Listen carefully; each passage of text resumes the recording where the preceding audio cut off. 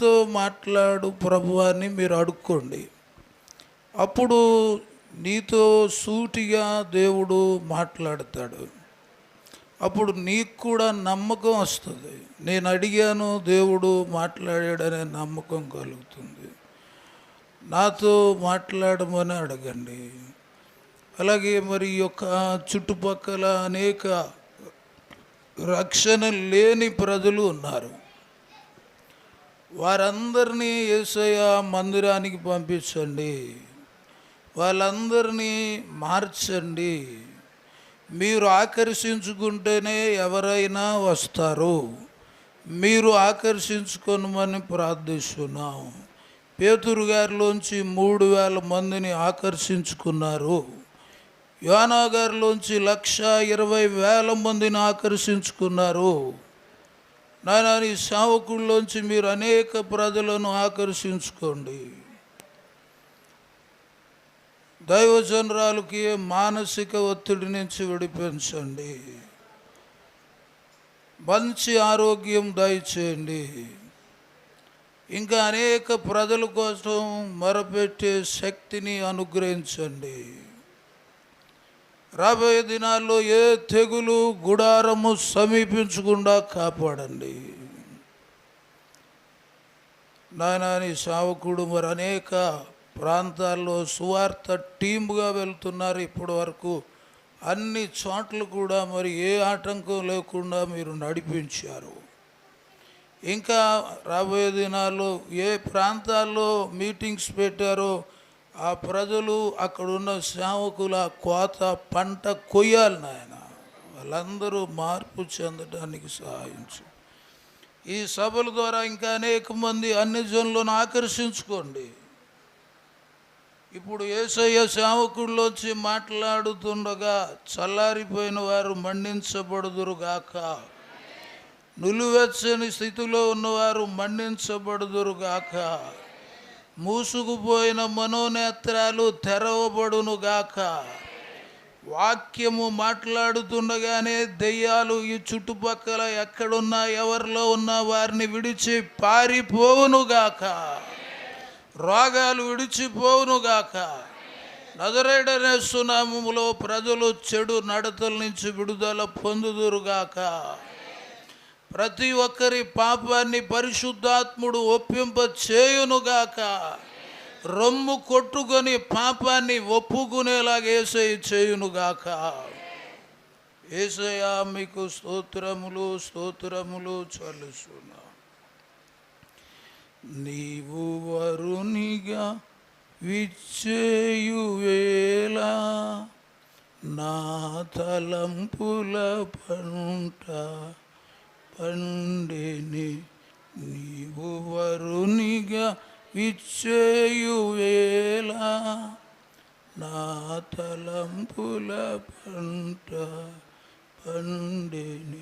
వధువునై నేను నిన్ను చేరగా యుగ యుగాలు నన్నేలుకొందువని.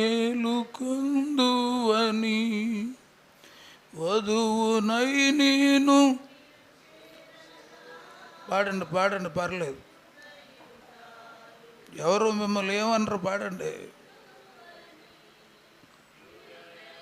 గాలు నన్నేలుకొందువని యేసయ్యా నా హృదయ స్పందన. నాకన్నా మీరే బాగా పాడుతున్నారు, పాడండి. గణనీయము నీ నామము గణనీయం. అందరూ పాడదాం ఇప్పుడు. యేసయ్యా నా హృదయ స్పందన నీవే కదా. యేసయ్యా నా హృదయ స్పందన నీవే కదా. విశ్వమంతా నీ నామము గణనీయము. విశ్వమంతా నీ నామము. దేవా, మీరే మాట్లాడండి. మీరు మాట్లాడితే నీళ్ళకని వచ్చిన సమరయ స్త్రీ అక్కడే మారిపోయింది నాన్న. మీరు మాట్లాడితే చూడాలని వచ్చిన జక్కయ్య అక్కడే మారిపోయాడు నాన్న. మీరు మాట్లాడితే ఎక్కడున్న వాళ్ళైనా మారిపోతారు తండ్రి. మీరే మాట్లాడి మహిమ పొందండి. ఆత్మ సంగములతో చెప్పు మాట చెవిగలవాడు వినుగాక. నజరేయుడైన యేసు నామములో అడిగి వేడుకొనుచున్నాం తండ్రి. ఆమేన్. హల్లెలూయా. ఎండ దెబ్బ తగిలిన చేతుల్లాగా పైకి లాగట్లేదు. గట్టిగా లేపండి. హల్లెలూయా. రాజకీయ నాయకుడికి ఏంటి ఇష్టమో తెలుసా మీకు?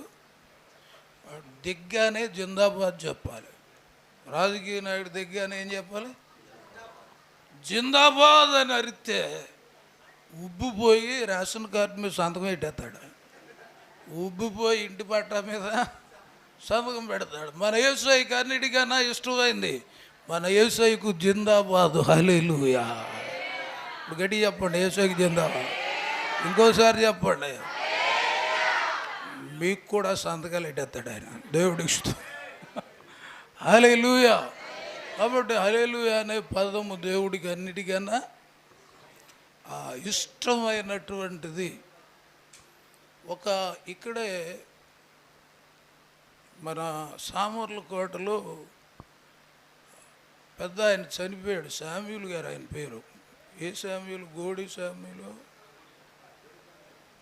పెద్ద ఆయన, బాగా పెద్ద ఆయన. ఆయనకు ఒకసారి సడన్గా గుండె దెబ్బ వచ్చిందంట. నాకు చెప్పాడు. గుండె దెబ్బ వస్తే పూట ఎక్కువ అయిపోతుందంట. కంగారు పడిపోతున్నాడు. ప్రభు అన్నాడంట, గట్టిగా హల్లెలూయా అన్నారు అన్నాడంట. అరిచాడంట, పోయిందంట. దేవుడికి స్తోత్రాలు. మీకేదో వచ్చిన ఏం చేయాలి ఇప్పుడు?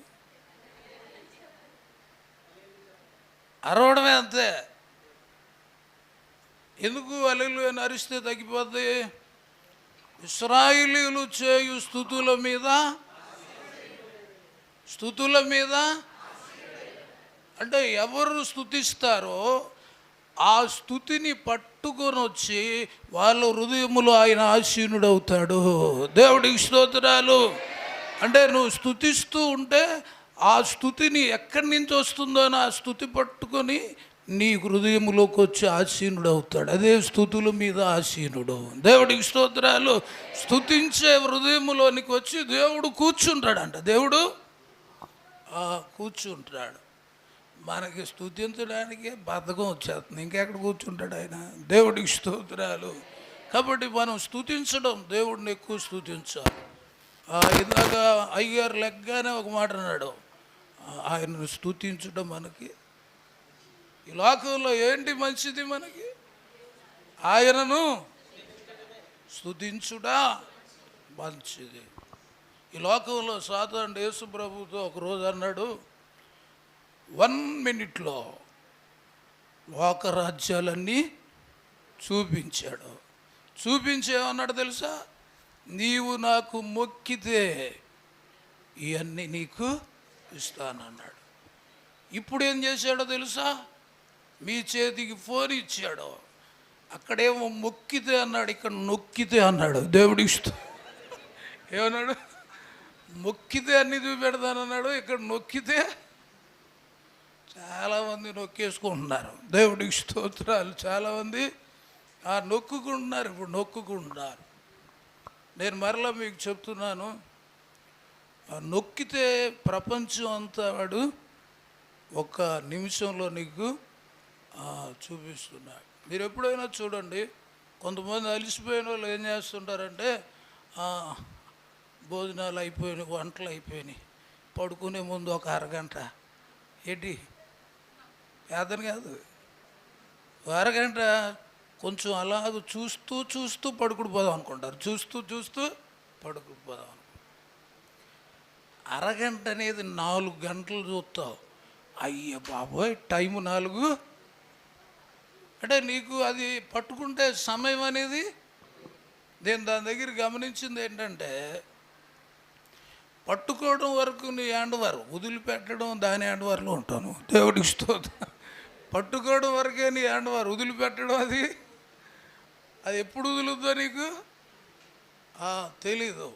ఇప్పుడు ప్రజలు యోహాను ఆత్మవశం అయిపోయాడు ప్రభు దినమందు.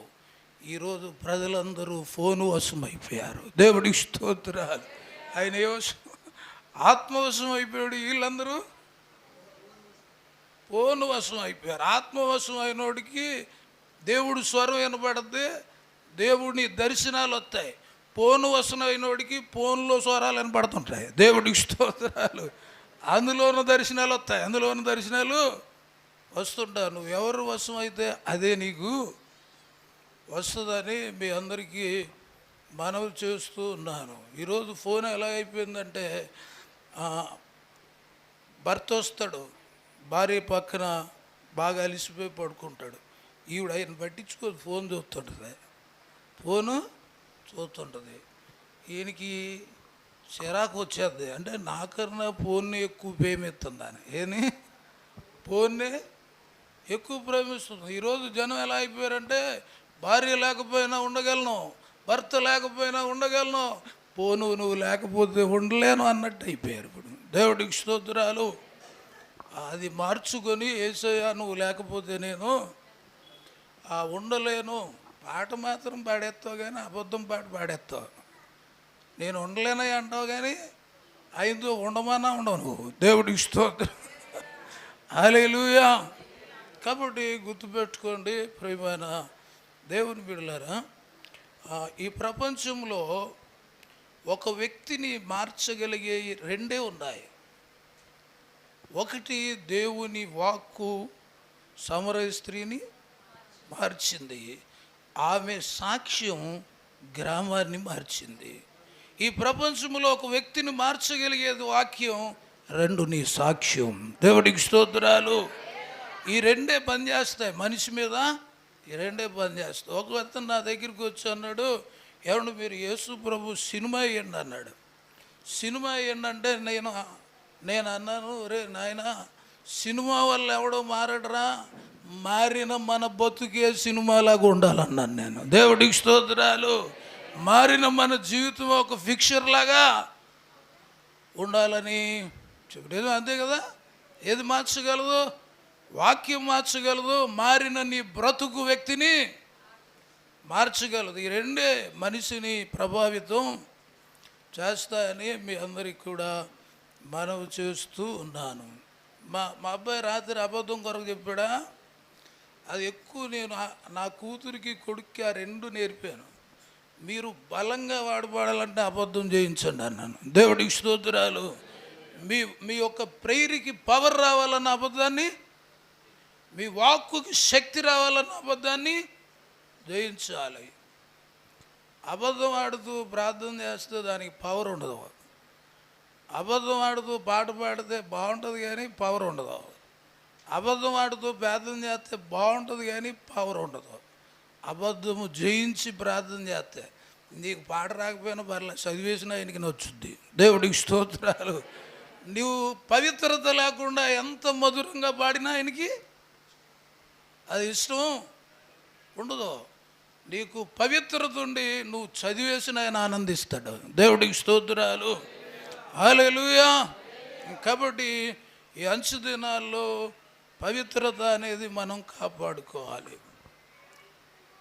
దేవుడిని మనం ఏది అడుక్కున్నా దేవుడు మనల్ని ఆశీర్వదించాలన్న యోబు గ్రంథం 8వ అధ్యాయం 5వ వచనం. దేవుడిని ఎదిగేటప్పుడు ఎలా ఉండాలంట? ఇక్కడ వాక్యం వినే వాళ్ళు ఎలా ఉండాలి? ఇప్పుడు అజాగ్రత్తగా ఉండకూడదు. దేవుణ్ణి వెతికే వాళ్ళు జాగ్రత్తగా ఉండాలి. జాగ్రత్త అనే పదాన్ని ఎక్కడ వాడతారు? డేంజర్ ఉన్న దగ్గర వాడతారు. దేవుడికి స్తోత్రాలు.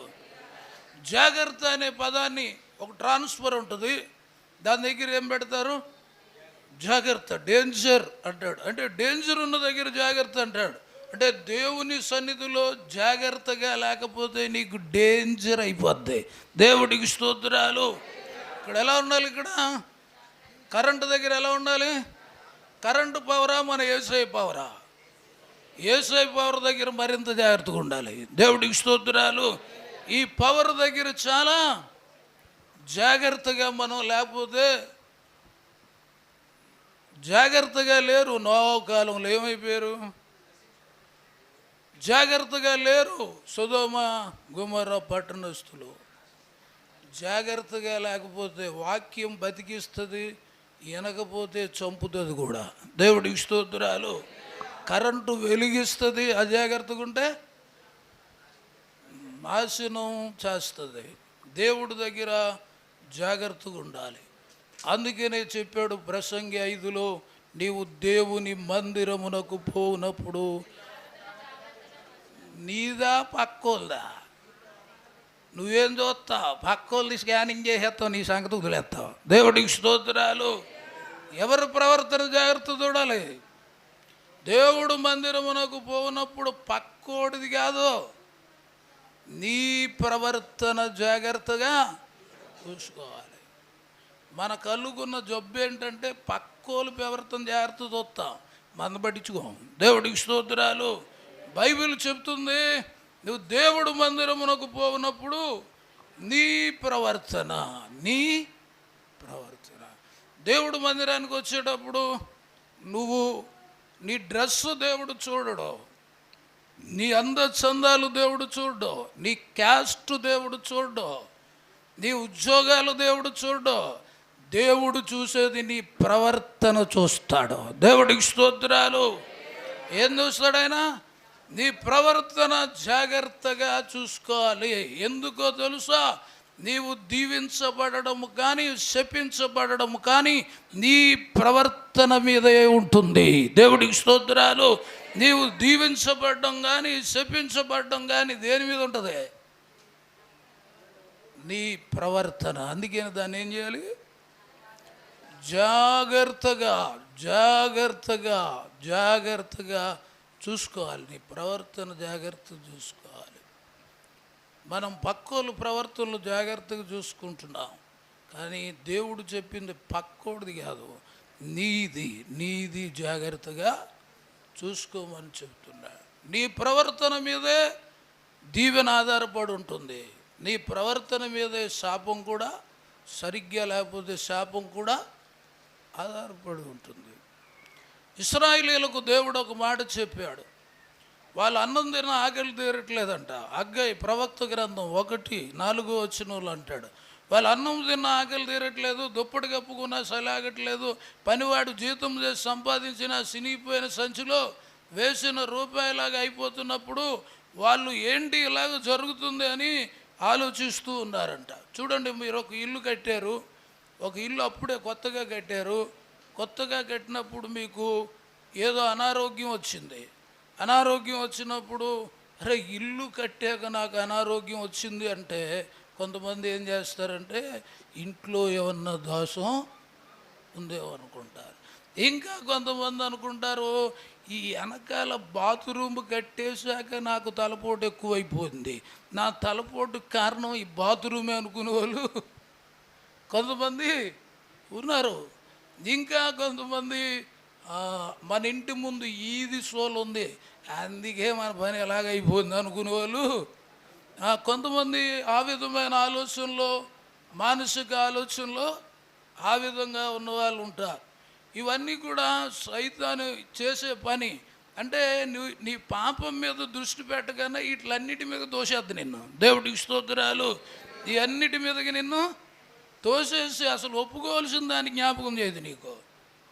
బైబిలు ఇశ్రాయేలీయుల ప్రజలతో ఏం చేసి చెప్పాడంటే దేవుడు, రే నాయన, మీరు అన్నం తిన్న ఆకలి తీరట్లేదా, దుప్పటి కప్పుకున్నా సలాగట్లేదా, పనివాడు జీతం చేసి సంపాదించిన సినిగిపోయిన సంచులు వేసిన రూపాయలు ఉందా, మీరు దేని కొరకు ఆలోచించొద్దు, మీ ప్రవర్తన కొరకు ఆలోచించండి. అంటే నీకు ఏది జరిగినా ప్రాబ్లం ఎక్కడుంటుందంట? నీ ప్రవర్తన మీద ఉంటుంది. నీకు ఏదొచ్చినా నువ్వు ఆలోచించాలని, పక్కోడు ఏదో చేసేసాడు, ఇంటి ముందు ఏదో చేసాడు, ఆ పొద్దున ఆవిడ ఎర్రగా చూసింది అందుకే ఎలాగైపోయి కాదు, నీ ప్రవర్తన కొరకు నువ్వు ఆలోచన చేయాలి. నీకు ఏదొచ్చినా ప్రాబ్లం ఎక్కడ ఉంటుందట? నీ ప్రవర్తన మీదే అది. నీకు ఏ ప్రాబ్లం ఫేస్ అయినా నీ ఆలోచన ఎక్కడికి వెళ్ళాలంటే నీ ప్రవర్తనలో ఏమన్నా అవకతవకలు ఉన్నాయేమో, నీ ప్రవర్తనలో ఇంకా ఒప్పుకోవాల్సినవి ఏమన్నా ఉన్నాయేమో, నీ ప్రవర్తనలో ఇంకా అపవిత్రత ఉన్నదేమో, అది వెతుక్కొని పట్టుకొని దాన్ని ఒప్పుకుంటే నీ ప్రాబ్లమ్స్ మొత్తం క్లియర్ అయిపోతాయి. దేవుడికి స్తోత్రాలు. నీ ప్రవర్తనను సరి చేసుకోకన్నా ఇల్లు కొరకు ఏదో చేసి గుమ్మాలు పీకేసుకొని లేదా తలుపులు పీకేసుకుంటా కాదు, ముందు నీలో ఉన్న పాపాన్ని పీకేసుకోవాలి. దేవుడికి స్తోత్రాలు. నీలో ఉన్న చెడుని నువ్వు తీసుకుంటే నీ ప్రాబ్లమ్స్ అన్నిటికీ అప్పుడు క్లియరు నీకు అవుతాయని నీకు మనవి చేస్తున్నా. ఇప్పుడు ఏదొచ్చినా మన ఆలోచన ఎక్కడికి వెళ్ళాలమ్మా? ఎక్కడికి వెళ్ళాలి? మన ప్రవర్తనలో ఏమన్నా లేదా మన మాటల్లో ఏమన్నా అబద్ధాలు ఉన్నాయా, లేదంటే మనలో ఏదన్నా చెడు ఉందా, అది సెట్ చేసుకుంటే నీ ప్రాబ్లం క్లియర్ అయిపోతుంది. దేవుడికి స్తోత్రాలు. మనం ఇది ఆలోచించడం మానేస్తున్నాం. సాతానుగాడు ఏదో చెప్తే దాన్ని మనము ఎతుకుతూ ఉన్నాం. ప్రియమైనటువంటి దేవుని బిడ్డలారా, దేవుడికి స్తోత్రాలు. గట్టిగా చెప్పండి, హల్లెలూయా. కాబట్టి ఎవరి ప్రవర్తన చూడాలి ఇప్పుడు? నీ ప్రవర్తన అంటే నీ ప్రాబ్లంకి కారణం ఎక్కడుందంట? నీ ప్రవర్తనలోనే దాన్ని పట్టుకోవాలి మనం. ఆ ప్రవర్తనలో ఎక్కడ తేడాలు ఉన్నాయి, లేదంటే నేను మాట్లాడే మాటల్లో ఎక్కడైనా తేడాలు ఉన్నాయా, ఇవన్నీ మనం సెట్ చేసుకుంటే ప్రాబ్లమ్స్ అన్నీ క్లియర్ అవుతాయని మీ అందరికీ కూడా మనవి చేస్తూ ఉన్నాను. ఇందాక మనం చదువుకున్న వాక్యంలో ఏముంది? మనము జీవము గల దేవుని సంఘములో జనులు ఎలాగూ ప్రవర్తించాలో అది నీకు తెలియాలి. ఆ సంఘము సత్యమునకు స్తంభమును ఆధారమునై ఉన్నది. సత్యమునకు స్తంభమును ఆధారమునై ఉన్నది అన్నాడు. చూడండి, ఇది చాలా సంఘములో ఉన్న ప్రతి ఒక్కరూ గమనించాలి. తిమోతికి పౌలు చెప్తున్నాడు, తిమోతి, వీళ్ళందరూ ఒకప్పుడు జీవము లేని దేవుణ్ణి ఆరాధించేవారు. వాక్యం విని ఇప్పుడు ఎక్కడికి వచ్చారు? జీవము గల దేవుణ్ణి ఆరాధించడానికి వచ్చారు. ఒకప్పుడు జీవము లేని దేవుణ్ణి ఆరాధించారు వాళ్ళే దేవుడు అనుకొని. కానీ ఇప్పుడు ఎక్కడికి వచ్చారంటే జీవము గల దేవుని సంఘానికి వచ్చారు. అయితే నువ్వేం చేయాలంటే జీవము గల దేవుడు, జీవము లేని దేవుని సంఘాల్లో ఉన్నప్పుడు వాళ్ళ ప్రవర్తన, వాళ్ళ ఆరాధన డిఫరెన్స్ ఉంది. ఇక్కడికి వచ్చాక కూడా అదే పని చేస్తారేమో, ఇక్కడ జాగ్రత్తగా ఉండాలని చెప్పాడు. దేవుడికి స్తోత్రాలు. అక్కడ ఉన్నదే ఇక్కడ కూడా చేస్తారేమో, ఇక్కడికి వచ్చాక ఆరాధన మార్పు. ఇక్కడ జీవము గల దేవుని, మనం ఉన్న స్థలం ఏంటి ఇప్పుడు? ఇది జీవము గల దేవుని సంఘములోనికి వచ్చేసాం మనం. జీవం గల దేవుడు సంఘంలో చేరాం మనం. ఇక్కడికి వచ్చిన తర్వాత ప్రవర్తన కొరకు చెప్పమన్నాడు. ఎలా ఉంటే దీవించబడతారో, ఎలా ఉంటే నష్టపోతారో వాళ్ళకి చెప్పు. ఇంకోటి కూడా చెప్పు, సంఘము సత్యమునకు ఒక స్తంభము అన్నాడు. ఏమన్నాడు? సంఘము సత్యమునకు స్తంభం. చూడండి, ఈ స్తంభం లేకపోతే ఈ స్లాబు నిలబడదు. అంటే సంఘము అంటే సమూహం కావచ్చు, ఒక వ్యక్తి కావచ్చు. దేవుడికి స్తోత్రాలు. కాబట్టి సంఘము అంటే నువ్వు సత్యానికి, అంటే నేనే మార్గము, నేనే సత్యము, నేనే జీవం. అంటే సంఘము అంటే నువ్వు సత్యానికి ఒక పిల్లర్గా ఉండాలంట. దేవుడికి స్తోత్రాలు. అంటే దేవుని రాజ్యానికి ఒక పిల్లర్గా నువ్వు ఉండాలి. పిల్లరే సత్యానికి, సంఘానికి ఆధారం. చూడండి, ఇప్పుడు ఈ స్లాబ్కి ఆధారం స్తంభమే ఆధారం. అంటే దేవుడు రాజ్యానికి మనము పిల్లరుగా ఉండాలి, దేవుడు రాజ్యానికి మనమే ఆధారం అంట. దేవుడికి స్తోత్రాలు. మనమే ఆధారమై ఉన్నామని దేవుడు వాక్యము చెప్తా ఉంది. సత్యానికి మనం ఎలాగుండాలమ్మా? స్తంభం చెప్పండి ఎలా ఉండాలి? రాటలాగా ఉండకూడదు. స్తంభంలాగా ఉండాలి కానీ రాటలాగా ఉండకూడదు. ఎలా ఉండాలి? రాటలాగా ఉండాలా? స్తంభంలాగా ఉండాలా? స్తంభములాగా ఉండాలి. అలాగన్నా నేను ఇంటికి వెళ్ళి కాంక్రీట్ వేసుకోగలరు. దేవుడికి స్తోత్రాలు. హల్లెలూయా. కాబట్టి మనము సత్యానికి స్తంభంగా చూడండి. ఈ స్తంభంలో ఎన్ని మెటీరియల్స్ కలుస్తాయి? ఒకటి సిమెంటు, ఇసుక, ఇంకా ఐరన్, చిప్స్, మొత్తం ఒక 5 రకాల మెటీరియల్స్ కలుస్తాయి. 5 కలిస్తేనే కానీ స్తంభం కాదు. అలాగే నువ్వు స్తంభం కావాలంటే నీలో 5 కలవాలి. అది సత్యము, నీతి, సమాధానము, విశ్వాసము, రక్షణ. ఇన్ని కలిస్తే కానీ నువ్వు పిల్లర్ కావు. దేవుడికి స్తోత్రాలు. దానిలో కొన్ని మెటీరియల్ కలిస్తేనే అది పిల్లరు అవుతుంది. నీలో సత్యము అనే దట్టి, నీతి అనే మైమరుపు, సమాధానం అనే జోడు, విశ్వాసం అనే డాలు, రక్షణ అనే శిరస్త్రానం, వాక్యం అనే ప్లాస్టింగ్ అనమాట. దేవుడికి స్తోత్రాలు. ప్లాస్టింగ్ లేకపోతే అందం రాదు. దానికి ఏం రాదు? అందం రాదు. వాక్యంలో దీవించకపోతే నువ్వు అందంగా కనపడవు. నువ్వు అందంగా కనపడవు. కాబట్టి మనం కూడా ఒక పిల్లర్ లాగా ఉండాలి, రాట్లాగా ఉండకూడదు. మీరు పిల్లర్లా రాట్లా నాకు చెప్పండి. పిల్లర్లు అన్న వాళ్ళు చేయొద్దండి. ఇప్పుడు తేలిపోతుంది రాటో పిల్లరో చెప్తాను మీకు. దేవుడి ఇష్టం. అది చూడండి, దేవుడు 7 రోజులు చేశాడా? చేసి 7 రోజులు మంచి అన్నాడా? చెడ్డ అన్నాడా? మంచి అన్నోళ్ళు ఇప్పుడు చేయొద్దండి. ఇప్పుడు కొంచెం ఎత్తున్నాడు, ఫుల్ ఎక్కలేదు. మంచిగానా? అన్నీ మంచియే, అందరూ ఒప్పుకున్నారు. మరి మంగళవారం చెడ్డదని ఎందుకన్నా? అమావాస్య పెళ్లి చేయనని ఎందుకన్నా? శుక్రవారం డబ్బులు ఉన్నాను ఎందుకన్నా? మళ్ళీ చెడ్డ చేసావు. దేవుడికి స్తోత్రాలు. మళ్ళీ ఏం చేసావు? మంచి అని చేయొద్దావు. మంగళవారం మా అమ్మాయిని పంపనన్నావు అంటే మళ్ళీ పాత జబ్బు వచ్చింది నీకు. ఏ జబ్బు? వాడికి సంబంధించింది. దాని గురించి గలతీ పత్రిక 4:8 అంటాడు, ఆ కాలం ముందు అయితే మీరు దేవుణ్ణి ఎరగిన వారై ఉండి నిజం నాకు దేవుడు కాని వారికి దాసులై ఉన్నారు. ఇప్పుడు దేవుణ్ణి ఎరిగిన వారు విశేషముగా దేవుని చేత ఎరగబడిన వారైన పిదపు కూడా బలహీనమైన నిష్ప్రయోజనమైన మూలపాఠములు తట్టు తిరగనేలా మునుపటి వలె వాటికి దాసులై ఉండకూడదు. ఒకప్పుడు దేవుణ్ణి ఎరగనప్పుడు మీరు దినాలు చూశారు, మాసాలు చూశారు, సంవత్సరాలు చూశారు. ఇప్పుడు దేవుణ్ణి ఎరిగిన వారు దేవుడి చేత ఎరగబడి ఉన్నారు. ఎరగబడిన తర్వాత కూడా దినాలు చూస్తున్నారు, మాసాలు చూస్తున్నారు, సంవత్సరాలు చూస్తున్నారు, ఉత్సాహకాలాలు చూస్తున్నారు. మీ కొరకు నేను పడిన ప్రయాసం అంతా వ్యర్థము అయిపోతుంది. పాస్టర్ గారైనా విశ్వాసులైనా ఈ ముహూర్తాలు చూసుకుంటే మీరు రాట్లే కానీ స్తంభాలు కాదు. దేవుడికి స్తోత్రాలు. రాట్లే కానీ ఏం కాదు, స్తంభాలు కాదు. రాట మీద స్లాబ్ వేస్తే ఏమవుతుంది? ఊలిపోతుంది. చూడండి, రాటకి స్తంభానికి కొంత తేడా ఏంటో తెలుసా? రాటను ఊపితే ఊగిపోతుంది, స్తంభాన్ని ఊపితే ఊపినోడు ఊగిపోతాడు. దేవుడికి స్తోత్రం.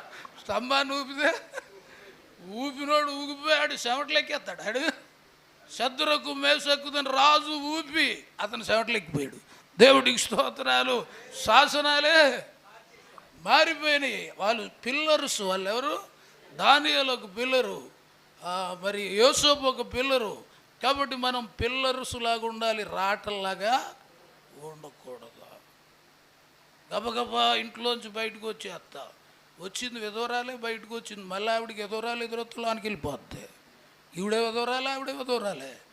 మరి ఇవన్నీ అయ్యే ఆ బాబతే. దేవుడికి స్తోత్రం. అంటే ఇంకా ఆచారాలు మారలేదు, పద్ధతులు. మనుషులు మారారు కానీ మనసు మారలేదు. బైబిల్ ఏమంటుందో తెలుసా?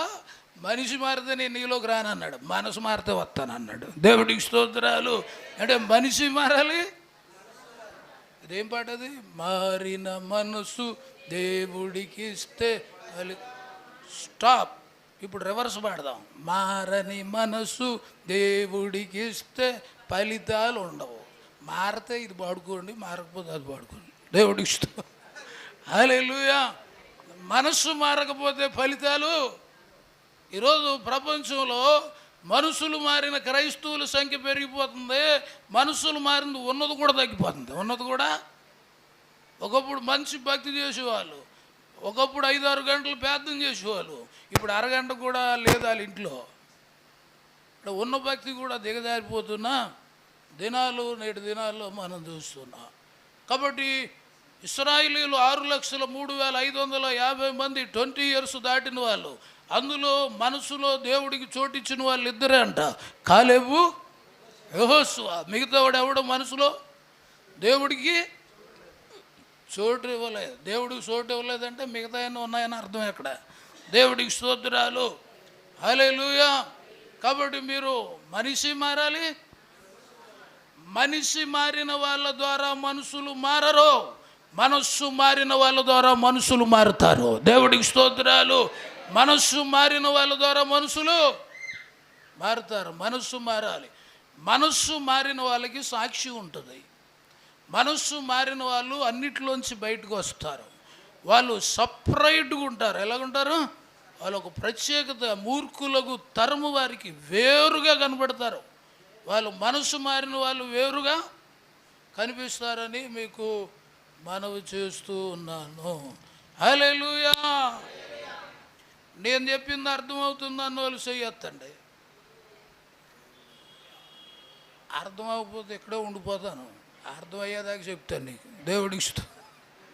అలాగన్నా అర్థమవకపోయినా వెళ్ళిపోగలరు. ఎందుకంటే అర్థం కాకపోతే చెప్పేదంతా ఏమైపోతుంది?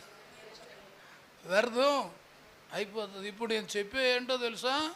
మీరందరూ బిలీవర్సే, కానీ లోపాలు ఉన్నాయి. ఏమున్నాయి? కొంతమందికి రోజులు చూసుకునే లోపాలు, కొంతమంది సంవత్సరాలు చూసుకునే లోపాలు, కొంతమందికి ఈసోలు చూసుకుంటారు, కొంతమంది ముహూర్తాలు చూసుకుంటారు. ఇవన్నీ కూడా మన ప్రేయర్కి అడ్డొస్తాయంట, అడ్డొస్తాయి. చూడండి, మనం ఫోన్ చేస్తున్నప్పుడు ఇంకోటి ఎవడో ముందు చేసాడు అనుకోండి, ఏమవుద్ది? మనం ఎంత చేసినా కాలు కలుగుతుందా? కలవదు. మనం ప్రేయర్ చేసేటప్పుడు ఈ కానీ అడ్డొచ్చినాయి అనుకో, మన కాలు కనెక్ట్ కాదు. దేవుడికి స్తోత్రాలు. ఇలాంటి అడ్డొస్తే మన కాలు కూడా కనెక్ట్ కాదు. ఫోన్ చేసేటప్పుడు ఇంకోటి అడ్డు రాకూడదు, ప్రార్థన చేసేటప్పుడు ఏ పాపం అడ్డు రాకూడదు. దేవుడికి స్తోత్రాలు. అప్పుడు మన ప్రేయర్ డైరెక్ట్గా ఆయన చెవుల్లోకి వెళ్ళిపోతుందని మీకు మనవి చేస్తున్నా. ఇక్కడ బైబిల్లో ఇశ్రాయేలీయులు ఉన్నారు. వాళ్ళు తల్లిదండ్రులు చేసిన పాపానికి 70 ఇయర్స్ వాళ్ళు చెరలోకి పోయారు. బబులోను చెరలోనికి వెళ్ళిపోయారు. 70 ఇయర్స్ ఉన్నారు అక్కడ. 70 సంవత్సరాలు 70 సంవత్సరాలు శాపాన్ని అనుభవించారని బయట బైబిల్లో రాయబడింది. ఆశీర్వాదానికి వారసులుగా ఉండవలసిన వారు శాపాస్పదంగా ఉన్నారంట. 70 ఇయర్స్ 70 సంవత్సరాలు అన్యజనుల మధ్యలో వాళ్ళు శాపాస్పదంగా ఉన్నారు. ఈ శాపము నుండి బయటికి రావడానికి వాళ్ళు జకర్యా 8:17 నుంచి చూస్తే 4వ నెల, 5వ నెల, 7వ నెల, 8వ నెల, 7వ నెల, 10వ నెల 4 సార్లు ఉపవాసం చేసేవారు సంవత్సరానికి. ఎందుకనంటే వాళ్ళకి దాని నుంచి బయటికి రావాలని. ఉత్సాహం లేదంట, వాళ్ళకి సంతోషం లేదంట. కాబట్టి ఈ ఉపవాసాలు చేస్తే దేవుడు అన్నాడు, నేను మీకు ఉత్సాహాన్ని సంతోషాన్ని ఇస్తాను నేను మీకు అని చెప్పాడని వాళ్ళు ఉపవాస ప్రార్థనలు చేసేవారు. 70 సంవత్సరాలు వాళ్ళ ఉపవాసాలు ఎలా ఉంటాయో మీకు చెప్తున్నానేనండి. మామూలుగా వినేసి ఉంటారు. ఇశ్రాయేలీయులు ఉపవాసం చేస్తారంట. వాళ్ళు ఏ రాష్ట్రంలో ఉన్నా, ఏ జిల్లాలో ఉన్నా ఆ నెలలు గుర్తుపెట్టుకొని ఆ పండగలకి సెలవులు పెట్టి వచ్చేస్తారంట వాళ్ళు. దేవుడికి స్తోత్రాలు. అంటే వాళ్ళు ఎక్కడున్నా కూడా, ఎంత ఉద్యోగం, ఎంత డబ్బు వచ్చినా కూడా ఆ డేట్స్లో ఖచ్చితంగా పాలు తాగే పిల్లలు సైతం గుడికి వస్తారని బైబిల్లో రాయబడింది. బైబిల్లో రాయబడింది. ఎక్కడున్నా ఉపవాసాలు అంటే పండగలు కదా. లోకస్తులు పండగలు ఏం చేస్తారో వాళ్ళు ఎక్కడున్నా వాళ్ళ ఇంటికి వస్తారు. మనకు పండగలు ఏంటి? ఉపవాసమే పండగలు. లోకస్తులకు తింటే పండగ, మనకు తిండి మానేస్తే పండగ. దేవుడికి స్తోత్రాలు. వాళ్ళకి తింటే పండగ, మనకి తిండి మానేస్తే మనకి పండగ. వాళ్ళ పండగలకు సెలవులు ఇస్తారు, మన పండగలకు మనమే సెలవులు పెట్టుకోవాలి. దేవుడికి స్తోత్రాలు. మనకి పబ్లిక్ హాలిడేస్ ఏమి ఉండవు, కానీ మనమే సెలవు ఖచ్చితంగా పెట్టుకోవాలి. మనం గుడికి సెలవు పెట్టేస్తున్నాం కానీ పనికి సెలవు పెట్టలేదు. దేవుడికి స్తోత్రాలు. వాళ్ళు అందరూ కూడా మందిరాన్ని కట్టాడే. వాళ్ళు 3 రోజులు ఏం జరుగుద్దో తెలుసా? ఉపవాస ప్రార్థన 3 రోజులు జరిగితేనంట కరోనాకి ఇల్లు ఎలా లాక్డౌన్ చేశారో ఆ ప్రేయర్స్ జరిగే 3 రోజులు ఎవడు ఇంటికి వెళ్ళకూడదంట, మందిరంలోనే ఉండాలంట. దేవుడికి స్తోత్రాలు. ఆ 3 రోజులు కూడా ఇంకెవరు ఇంటికి, యేసు ప్రభు అరణ్యంలో ఫాస్టింగ్ ప్రేయర్ చేసేటప్పుడు 3వ రోజునే వాళ్ళు ఇంటికి తిరిగి వెళ్ళారు. వాళ్ళ మీద దేవుడు కనికెరా, వాళ్ళ మీద దేవుడు ఏం పడ్డాడు? కనికెర పడ్డాడు. గుర్తుపెట్టుకోండి, మీరు చాలామంది చాలా కాలం నుంచి చాలా సమస్యల కొరకు చాలా ప్రాబ్లమ్స్ ఉన్నాయి, ప్రార్థన చేస్తున్నారు. అయితే మీకన్నా వెనకాల వచ్చిన వాళ్ళు సాక్ష్యాలు చెప్తున్నారు. కొంతమందికి పని జరగట్లేదు, మీరు అనుకుంటున్నారు వెనకాల వచ్చినోడికి పని అయిపోతుంది, ముందు నుంచి ఉన్నాం మనకి ఏమి పని అవట్లేదు. ఒకవేళ వెనకాల వచ్చినోడు ఆడు పూర్తిగా కడిగేసుకున్నాడేమో, ముందు నుంచి ఉన్నాగా నువ్వు సరిగ్గా అడుక్కోలేదేమో చూసుకోవాలి. దేవుడికి స్తోత్రాలు. కాబట్టి నువ్వు కడుక్కోవాలి. ఇప్పుడు ఇశ్రాయేలీయులు 70 సంవత్సరాలు దేవుడికి మొరపెట్టారు. మొరపెట్టినప్పుడు బాగా గుర్తుపెట్టుకోండి, 70 years వాళ్ళు ఉపవాసం చేశారంట. చేసినప్పుడు బైబిల్లో రాయబడి ఉంటుంది, 7వ అధ్యాయం 5వ వచనం ఇంటికి చదువుకోండి. జకర్యా గ్రంథంలో మీరు నా యందు భయభక్తులు కలిగే ఉపవాసము ఉన్నారా అని అడుగుతాడు ఆయన. కాబట్టి వాళ్ళు ఏదో చేయాలని చేశారు కానీ పాపాన్ని వాళ్ళు విడిచిపెట్టలే. 70 సంవత్సరాలు కఠినమైన ఉపవాసం చేశారు, కానీ వదలాల్సిన దాన్ని వదిలిపెట్టలే, పాపం వదిలిపెట్టలే.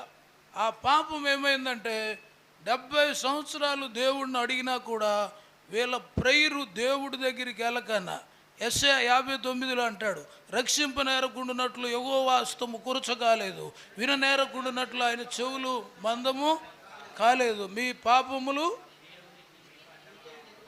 వచ్చినాయి. అంటే వీళ్ళు పాపాన్ని ఒప్పుకోకన్నా మొరపెడుతున్నారు. ఈ పాపం ఏమైపోయిందంట, దేవుడి దగ్గరికి వెళ్ళకన్నా కాలు అడ్డు వచ్చింది, దేవుడి దగ్గరికి వెళ్ళనివ్వట్లేదు, మధ్యలో అడ్డు వచ్చింది. అందుకనే దేవుడి దగ్గరికి వెళ్ళకన్నా అడ్డు వచ్చింది అని చెప్తున్నాడు.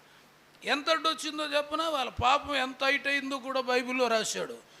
70 yearsలో ఇశ్రాయేలీయుల యొక్క పాపం సైజు కూడా రాశాడు, ఎంత హైట్ పెరిగింది అది హైట్ను కూడా రాశాడు.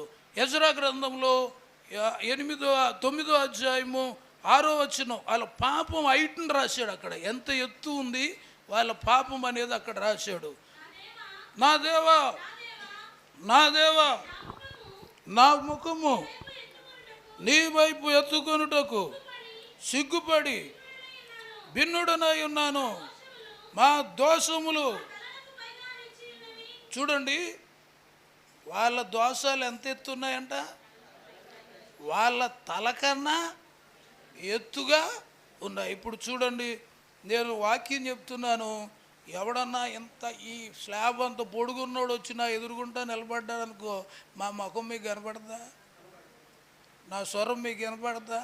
అంటే ఇశ్రాయేలీయులు 70 సంవత్సరాలు ప్రార్థన చేస్తారంట, వాళ్ళ పాపం వాళ్ళకన్నా ఎత్తు అయిపోయి స్వరం వినపట్టలేదంట ఆయన ముఖం. వీళ్ళకి పాపం ఎత్తు అయిపోయింది, వీళ్ళు పొట్టులు అయిపోయారు. దేవుడికి స్తోత్రాలు. ఇంకా లేట్ చేశారు, ఇంకా ఎత్తు అయిపోయిందని రాశాడు. చదవండి, అది ఎంత ఎత్తు అయింది, ఎంత ఎత్తైనాయి, ఆకాశం అంత ఎత్తుగా ఉన్నాయి వాళ్ళ అపరాధాలు. ఇప్పుడు వీళ్ళు అరిస్తే వినపడుతుందా? ఒకవేళ ఆయన ముఖం వీళ్ళకి కనపడతా? అంటే వీళ్ళు పాపం వీళ్ళకన్నా ఇటు అయిపోయింది. మీరు కూడా చూసుకోండి, మీ పాపం అనేది మీరు ఒప్పుకోకపోతే అది మధ్యలో నీ ప్రేయర్కి అడ్డు వస్తుంది.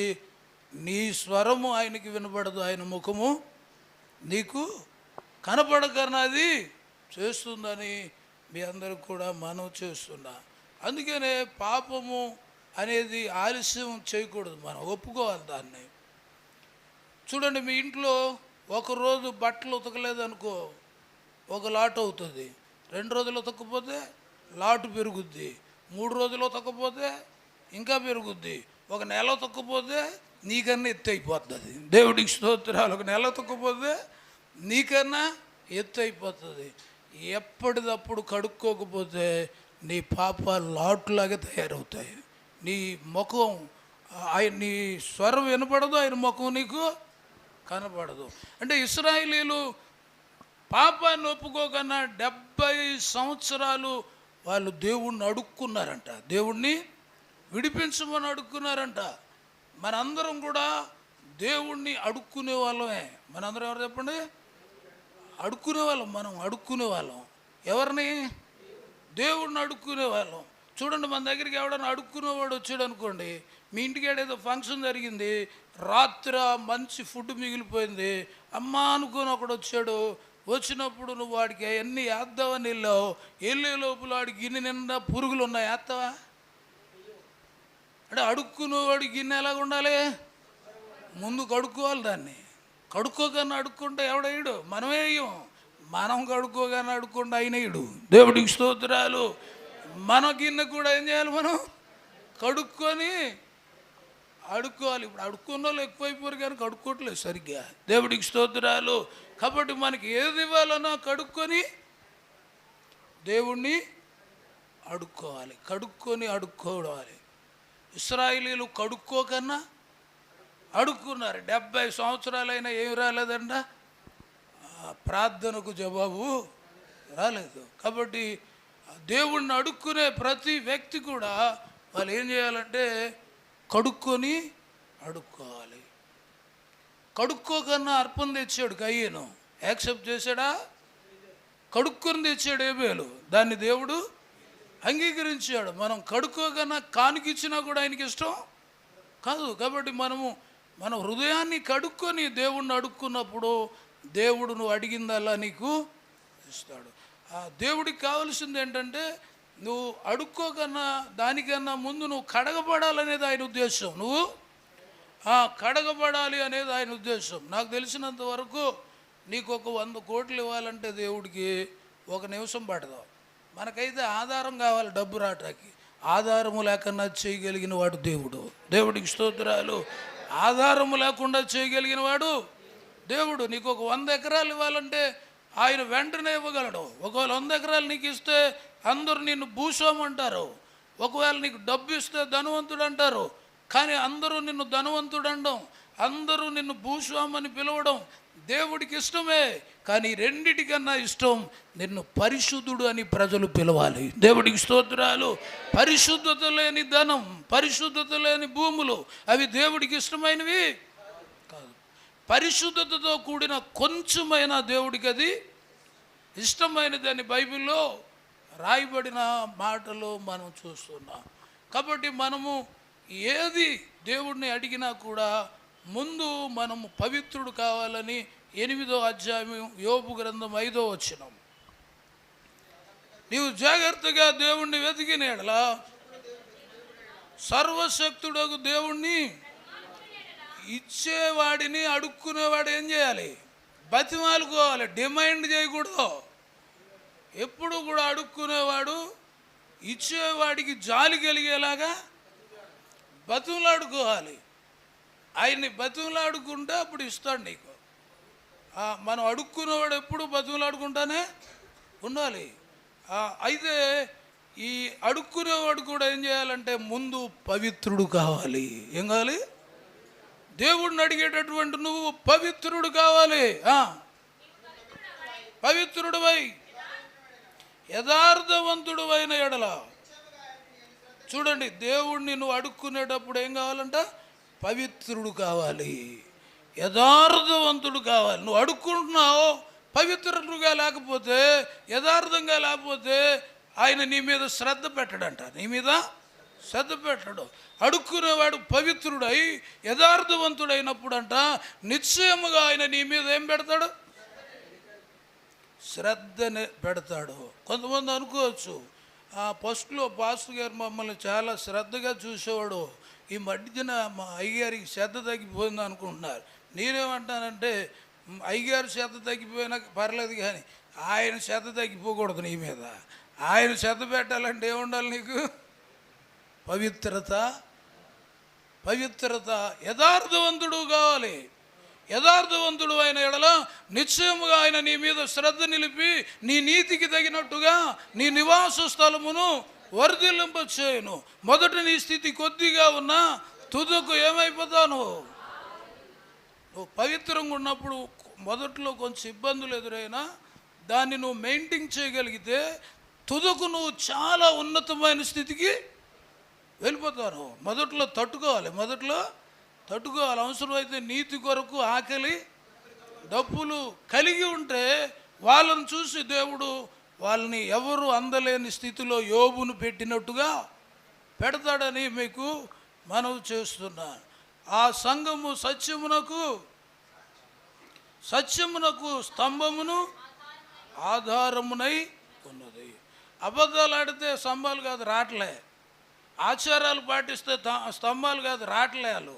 కాబట్టి సత్యంగా ఉంటేనే స్తంభం. సత్యంగా ఉంటేనే మనము దేవునికి ఒక స్తంభంగా, ఒక పిల్లర్గా మనం ఉంటామని మీకు మనవి చేస్తున్నా. ఆ చివరి మాటలు చెప్పి నేను ముగిస్తాను. కొంచెం హ్యాపీగా ఉండండి. దేవుడికి స్తోత్రాలు, హల్లెలూయా. ఎందుకంటే చివరి అన్నాను కదా, కొంచెం తొందరగా వెళ్ళిపోవచ్చు. ప్రియమైనటువంటి దేవుని బిడ్డలారా, మీరు ఫైనాన్షియల్గా డెవలప్మెంట్ చెందాలంటే బైబిల్లో ఒకే రూట్ ఉంది. ఇవుడి మీకు అంటే నీకు ఏదన్నా కావాలంటే నువ్వు ఇవ్వాలి. ఇవుడి ఇవ్వబడిన అనేది ఎవరి జీవో? అది దేవుడి జీవో. ఎత్తం అనేది ఎవడి జీవో? మన జీవో. మనం మంద ఫాలో అయిపోతున్నాం, అందుకే అలాగ ఉండిపోతున్నాం. దేవుడికి స్తోత్రాలు. ఎవరిది ఫాలో అవ్వాలి మనం? దేవుడు చెప్పింది మనం ఇవుడి మీకు ఇవ్వబడును. అంటే మీకు దేవుడు ఇవ్వడం స్టార్ట్ చేయాలంటే ముందు నువ్వు ఇవ్వడం స్టార్ట్ చేయాలని నీకు మనవి చేస్తూ ఉన్నా. ఎందుకు ఇవ్వాలి నువ్వు దేవుడికి? ఆయన డబ్బులు లేనోడా?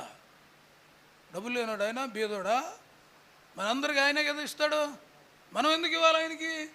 మనల్ని ఎందుకు అడుగుతున్నాడు ఆయన? అసలు దాని వెనకాల ఉన్న రహస్యం ఏంటి? ఆ ఇవ్వడం వల్ల మనకి ఏం ప్రయోజనాలు కలుగుతాయి అనేదాన్ని ఒకసారి చూద్దాం. 68వ కీర్తన 18వ వచనం. 68వ కీర్తన 18వ వచనం. నీవు ఆరోహణమైతివి, పట్టబడిన వారిని శర పట్టుకొని పోతివి మనుషుల చేత. దేవుడు మనుషుల చేత ఏం తీసుకుంటున్నాడంట? కానుకలు తీసుకుంటున్నాడు. ఎందుకు తీసుకుంటున్నాడు కానుక అంటే అక్కడ రాశాడు. ఎవరు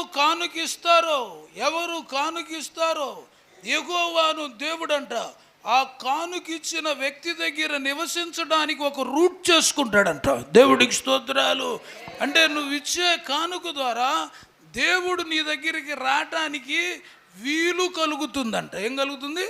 వీలు కలుగుతుంది. అంటే ఆయన నీ దగ్గరికి రావాలి అంటే నువ్వు ఇచ్చే కానుక ఏం చేస్తుందంట? ఆయన నీ దగ్గర నివసించడానికి వీలు. నేను ఇక్కడ వాక్యము చెప్పేటటువంటి నేను ఒకప్పుడు అన్యుడిని. అయితే అన్యుడిగా ఉన్నప్పటికీ నాకు యేసుప్రభు అంటే ఇష్టమే. నా దగ్గరికి అది తెలుసుకొని చాలామంది సేవకులు వచ్చేవారు. వాళ్ళు ఫాస్టింగ్ ప్రేయర్స్ పెట్టుకున్నప్పుడు అయ్యా భోజనాలు పెట్టుకుంటామని వస్తే వాళ్ళకి రైస్ ఇవ్వడం, అలాగే గుడి కట్టుకుంటానంటే నేను చేసే వ్యాపారం కర్రల వ్యాపారం, నా దగ్గర ఉన్న వాళ్ళకి ఇవ్వడం, ఇలా చేసేవాడు. అప్పటికి నేను అన్యుడినే. కానీ నేను అన్యుడిగా ఉండి ఇవ్వడం మొదలుపెట్టినప్పుడు వాళ్ళు నాకు ఒక ప్రార్థన చేసేవారు. నన్ను దీవించమని, కొంతమంది సేవకుడిగా చేయమని ప్రార్థన చేసేవారు. అలాగ చేయడం ద్వారా ఏమైందంటే ఇప్పుడు ఇక్కడ రాసిన వాక్యం ఒకడిచ్చు కానుక ఏం చేస్తుందంట? యెహోవాను దేవుడు అక్కడ నివసించడానికి వీలు కలగజేస్తుంది. నేను ఎప్పుడైతే ఆ వాక్యం బట్టి కానుకలు ఇచ్చానో దేవుడు నా దగ్గర నివసించడానికి వచ్చి నన్ను పాస్టర్ గారిగా చేశాడు. దేవుడికి స్తోత్రాలు. అంటే దేవుని వాక్యము నిరర్ధకం కాదు. కాబట్టి కానుక ఎందుకంటే ఆయన నీ దగ్గరికి రావడానికి రూట్ చేసుకుంటాడు. రెండవది, ఆయన నీ దగ్గరికి వచ్చేటరికి నీకు సైకిల్ లేదు, నీకు బండి లేదు, నీకు ఇల్లు లేదు. అలాంటి స్థితిలో నువ్వు ఇచ్చే కానుక ద్వారా ఆయన నీ దగ్గరికి వచ్చి నిన్నేం చేస్తాడంటే 18-16 సామెతల్లో చూస్తే ఒకడిచ్చు కానుక వాడికి వీలు కలగచేయను. ఆ కానుకంట దరిద్రంలో ఉన్నవాడిని గొప్పవాడిగా చేసి గొప్పవాడి పక్కన కూర్చోబెడుతుందంట. దేవుడికి స్తోత్రాలు. నేను ఈ సేవకు వచ్చేటరికి 2 రూపాయలు సైకిల్ అది కూడా కట్టలేకపోవాడిని. అలాంటి స్థితిలో కూడా ఖచ్చితంగా 50 రూపాయలు వస్తే 5 రూపాయలు దశమ భాగం తీసేవాడిని, 100 రూపాయలు వస్తే 10 రూపాయలు తీసేవాడిని.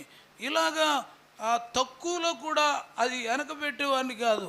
అలాగ తీయడం ప్రారంభిస్తే ఈ రోజున నన్ను గొప్పవారి పక్కన కూర్చోబెట్టాడు. దేవుని మాట నిరర్ధకము కాదు, దాన్ని పాటించాలి, దాని పవర్ తెలియాలి. ఇక్కడ కరెంటు వైర్లు ఉన్నాయి చూడండి, కరెంటు వైర్లు చూస్తే దాని తడాక తెలియాలంటే ఏం చేయాలి? పట్టుకోగలరు, కేసు నా మీదకి వచ్చేద్ది. దేవుడికి స్తోత్రం, హల్లెలూయా. అంటే అది చూస్తే దాని పవరు తెలియదు. ఎప్పుడు తెలుస్తుంది? పట్టుకుంటే పవర్ చూపిస్తుంది. వాక్యం వింటే చూస్తే కాదు, దీన్ని పట్టుకుంటే దాని పవర్ కొడుతుంది నీకు. దేవుడికి స్తోత్రాలు. కాబట్టి వాక్యాన్ని పట్టుకోవాలి. కరెంటుని పట్టుకుంటే లైట్ వెలుగుతుంది, వాక్యాన్ని పట్టుకుంటే నువ్వు వెలుగుతావు. దేవుడికి స్తోత్రాలు. కరెంటును పట్టుకోకపోతే లైట్ వెలగదు, వాక్యాన్ని పట్టుకోకపోతే వెలకపోయినా పర్లేదు బాబు, ఎలాగైనా కుదరదు. వెలగాలి, వెలిగితేనే లోకానికి మనము వెలుగై ఉంటాం. ఎప్పుడు వెలుగు ఉండాలంటే ఎప్పుడు వాక్యాన్ని పట్టుకొని, మళ్ళీ మధ్యలో కానీ వదిలేస్తే లైట్ ఆరిపోయినట్టు ఆరిపోతాను. దేవుడికి స్తోత్రాలు. ఎప్పుడు పట్టుకొని ఉండాలి.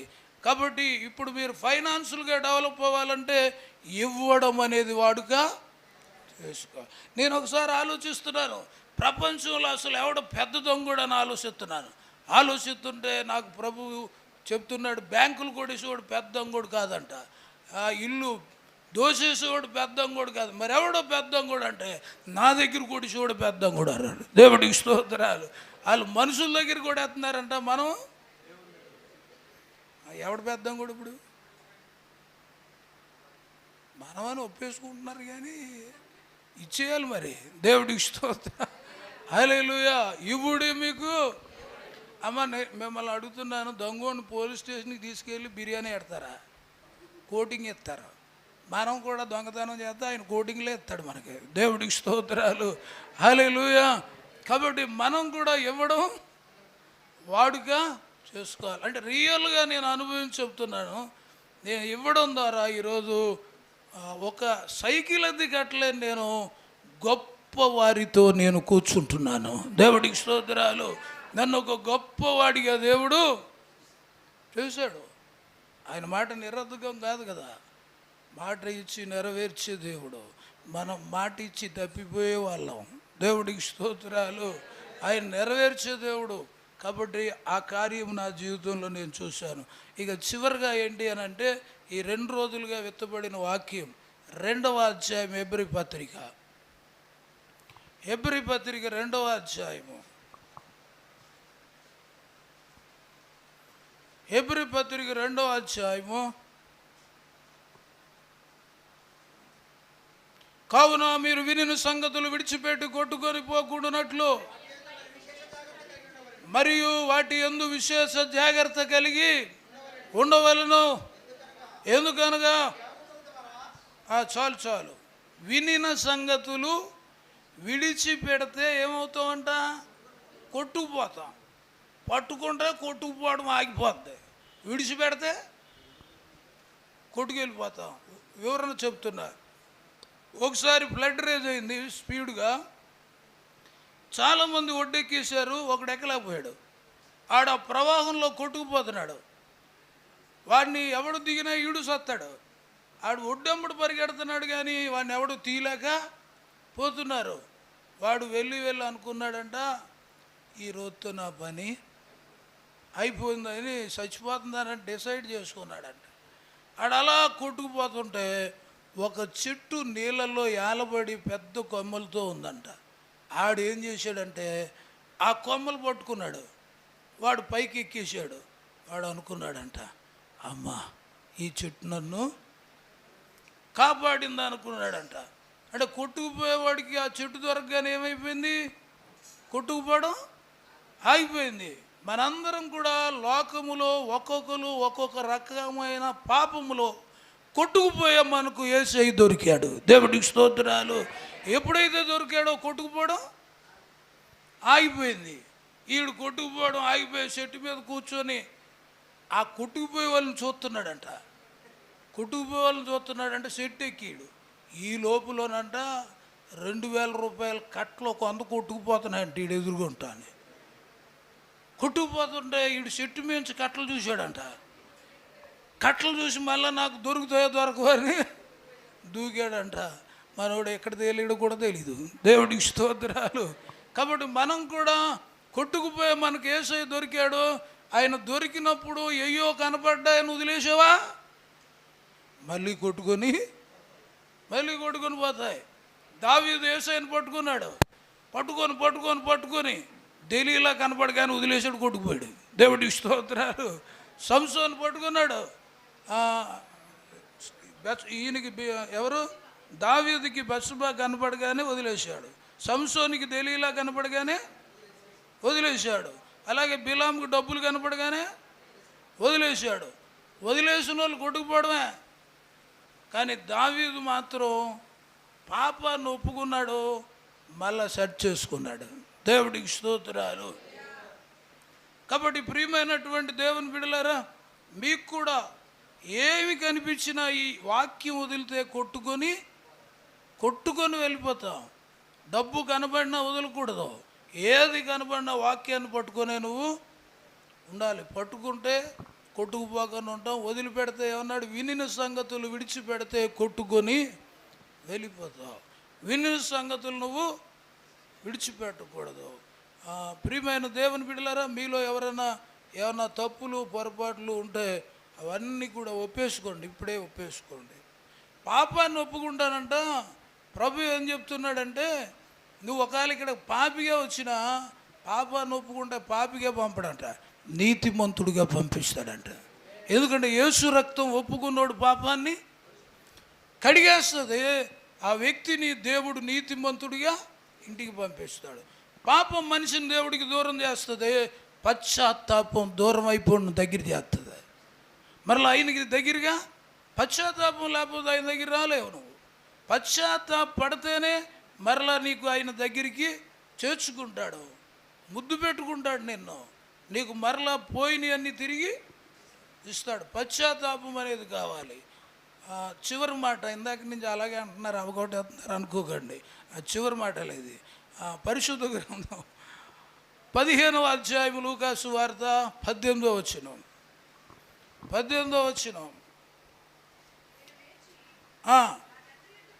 తండ్రి యొద్దకు వెళ్ళి, తండ్రి, పరలోకమునకు విరోధముగా నీ ఎదుటను పాపము చేసి తిని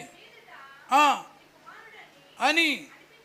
చూడండి, పాపం అనేది దేనికి విరోధం చేస్తుందంట? పరలోకానికి విరోధం చేస్తుంది. నువ్వు పాపము చేయడం అంటే పరలోకానికి ఏమవుతున్నావు? విరోధం అయిపోతున్నావు. పాపము చేయడం అంటే పరలోకం నిన్ను రానివ్వదు. పాపము చేసిన ధనవంతుని పరలోకానికి ఏమైపోయాడు? విరోధం అయిపోయాడు.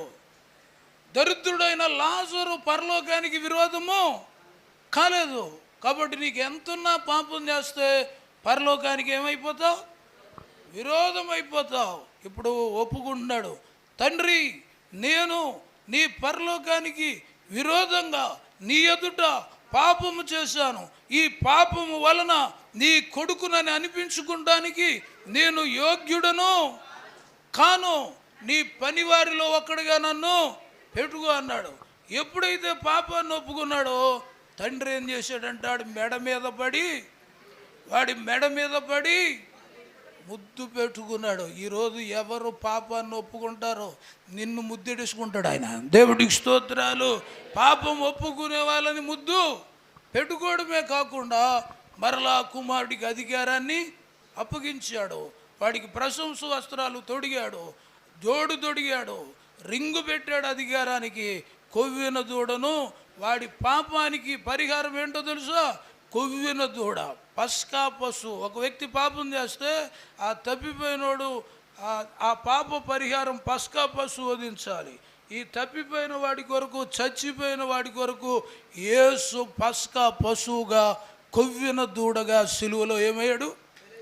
ఆయన బలైపోయాడు. దేవుడికి స్తోత్రాలు. ఆయన చచ్చిపోతానే కానీ మనం బతకలేదు. బతికినటువంటి ఆయన శరీరము, ఆయన రక్తము తీసుకుంటేనే కానీ మనము నిత్య జీవము గలవారము కాదు.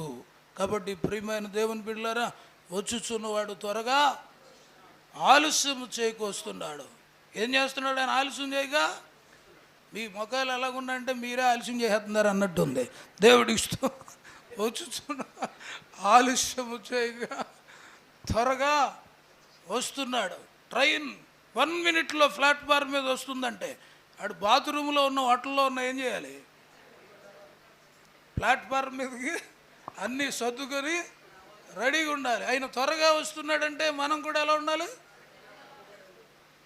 ఏది పెళ్ళికూతురు నువ్వు, ఆయన వచ్చేటరికి ఎలా ఉండాలి? అంతేగాని ఆయన వచ్చేటరికి ఏది పెళ్ళికూతురు అంటే సీరియల్ దగ్గర ఉంది బాబు, ఒక 5 నిమిషాలు వెయిట్ చేయి వస్తుంది అని అంటే వెళ్ళిపోతాడు ఆయన. దేవుడికి స్తోత్రాలు. కాబట్టి ఆయన వచ్చేటరికి ఆయన వచ్చేటరికి అని పాకిస్తాన్ ఇండియా క్రికెట్ మ్యాచ్ ఉంటే ఎలా ఉంటుంది అంటారు? చాలామంది అక్కడే ఉండిపోతారు. దేవుడి ఇష్టం. ఎందుకంటే వీళ్ళు అక్కడ వాళ్ళకి నచ్చింది వస్తే అక్కడే ఉంటారు వాళ్ళు. ఆయన వచ్చేటరికి మనం సిద్ధపడి ఉండాలి. మా దగ్గరికి విదేశాలు వెళ్ళే వాళ్ళు వస్తారు. 4 చెప్తారు మాకు. 1 పాస్పోర్ట్కి ప్రార్థన చేయండి అంటారు, 2 మెడికల్కి చేయండి అంటారు, 3వది వీసాకి చేయండి అంటారు, 4వది ఫ్లైట్ రిజర్వేషన్కి చేయండి. ఆవిడ వెళ్ళాల్సింది వేరొక దేశం, కానీ సిద్ధపడేది ఎక్కడ? ఇండియాలో ఉండగా. వెళ్ళాల్సింది వేరొక దేశం, సిద్ధపడేది ఇండియాలో ఉండగా. ఇండియాలోనే పాస్పోర్ట్, ఇండియాలోనే మెడికల్, ఇండియాలోనే వీసా, ఇండియాలోనే ఫ్లైటు రిజర్వేషన్. వెళ్ళాల్సింది వేరొక దేశం, కానీ సిద్ధపడేది తానుండే దేశంలో. మనందరము పరలోకం అనే దేశం వెళ్ళాలి, కానీ ఎక్కడుండగా సిద్ధపడాలి? భూలోకములోనే. మనము వెళ్ళాల్సింది ఇండియా నుంచి ఇంకొక దేశం వెళ్ళే వ్యక్తి ఇండియాలో ఎలాగ సిద్ధపడతాడో, పరలోకం వెళ్ళే వ్యక్తి భూలోకంలో నువ్వు ఏ చర్చికి వెళ్తున్నావో ఆ చర్చిలోనే నువ్వు సిద్ధపడాలి. పరలోకానికి పాస్పోర్ట్ చెప్పానా? పరలోకానికి పాస్పోర్ట్ పేరేంటంటే మార్కు సువార్త 16:16, నమ్మి బాప్తిసం పొందినవాడు రక్షించబడతాడు. పరలోకానికి పాస్పోర్ట్ బాప్తిసం. ఇంకా ఇక్కడ బాప్తిసాలు పాస్పోర్ట్ లేని వాళ్ళు ఉంటాయి. పొద్దున్న మీ అయ్యగారి దగ్గరికి వెళ్తే చేసేస్తాడు. దేవుడికి స్తోత్రాలు, హల్లెలూయా. బాప్తిసం లేని వాళ్ళు సిద్ధపడండి, ఎందుకంటే వచ్చుచున్నవాడు ఆలస్యం చేయక త్వరగా వస్తున్నాడు. మా అమ్మాయి పెళ్ళయ్యాక తీసుకుంటానండి, మా అబ్బాయికి ఉద్యోగం వచ్చాక తీసుకుంటానండి. ఈ నైట్ కానీ ఈయన వచ్చాడంటే మీ అమ్మాయి పెళ్ళి అయిపోద్ది, నీకు అయిపోద్ది. దేవుడికి స్తోత్రాలు. ఎందుకంటే వదిలేసి వెళ్ళిపోతాడు. వదిలేసి అది రేపు నీది కాదు, రేపు కూడా కాదు, ఇంకొక 5 నిమిషాల్లో ఆయన మళ్ళీ ఉంచుతాం పిలిచాడంటే వెళ్ళిపోవాలి. దేవుడికి స్తోత్రాలు. అందుకని రేపు నీది కాదు, ఈరోజే నువ్వు సిద్ధపడాలి. ఈరోజే సిద్ధపడాలి. రేపు అనేది చేయొద్దు నువ్వు. మా అబ్బాయికి ఉద్యోగం వచ్చాక, లేకపోతే అలాగ అన్నోళ్ళు వాళ్ళ అబ్బాయిని పెళ్లి చూడలేదు, ఏం చూడకుండా వెళ్ళిపోయిన వాళ్ళు కూడా బోల్డ్ మంది ఉన్నారు. అందుకనే ఎప్పుడూ సిద్ధపడి ఉండాలి. దైవికమైన విషయాలకు రేపు లేదు. దేవుడికి స్తోత్రాలు. ఇవాళ అన్నీ మనం సిద్ధపడాలి. ఇప్పుడు మీకు పాస్పోర్ట్ చెప్పాను, ఇప్పుడు ఏం చెప్పాలి? మెడికల్ చెప్పాలి. ఏం చెప్పాలి? మెడికల్ రిపోర్ట్ కావాలి. విదేశాలు వెళ్ళేవాడికి శరీరానికి జబ్బులు ఉంటే రానిస్తారా? రానివ్వరు. పరలోకానికి వెళ్ళేవాడికి లోపల జబ్బులు ఉంటే రానివ్వరు. దేవుడికి స్తోత్రాలు. పాపం అనే జబ్బు ఉంటే రానివ్వరు. విదేశాలు వెళ్ళేవాడికి పై జబ్బులు ఉండకూడదు, పరలోకం వెళ్ళేవాడికి లోపల జబ్బులు ఉండకూడదు. దేవుడికి స్తోత్రాలు. లాజర్కి పై జబ్బులు ఉన్నాయంట, కానీ ఏ జబ్బు లేదంట. ధనవంతుడికి పై జబ్బు లేదంటే ఏ జబ్బు ఉందంట? అడిగి లోపల జబ్బు ఉంది, అది కిందకు పోయాడు. దేవుడికి స్తోత్రాలు. బీపీలు షుగర్లు ఉన్నాయి వెళ్ళిపోతాం, కానీ పాపం ఉంటే మాత్రం కిందకి వెళ్ళిపోతాం. దేవుడికి స్తోత్రాలు.